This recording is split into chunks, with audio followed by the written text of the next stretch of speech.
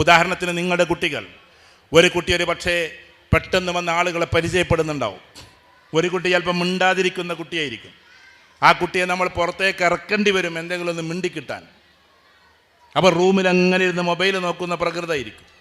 എന്നിട്ട് നമ്മൾ ഈ രണ്ട് കുട്ടികളെയും ആൾക്കൂട്ടത്തിൽ വെച്ച് താരതമ്യം ചെയ്യും. എന്താ താരതമ്യം ചെയ്യൽ?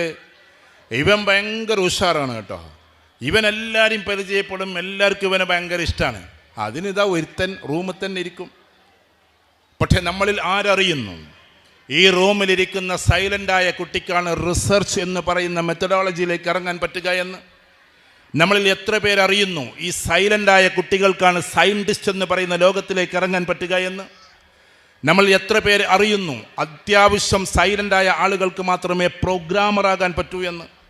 നമ്മൾ എത്ര പേരറിയുന്നു CA പോലെയുള്ള ഇൻഡെപ്ത് കോഴ്സുകൾ ഏറ്റവും കൂടുതൽ പാസ്സാകുന്നത് സൈലൻ്റായ മക്കളാണ് എന്ന്? നമ്മൾ എത്ര പേരറിയുന്നു സയൻറ്റിസ്റ്റുകളായിട്ട് വളരാൻ സൈലൻ്റായ കുട്ടികൾക്ക് കൂടുതൽ സാധിക്കുക എന്ന്? അപ്പം സൈലൻസ് എന്ന് പറയുന്നത് ഒരു കുഴപ്പമല്ല, ഒരു കുട്ടിയുടെ പ്രകൃതമാണ്.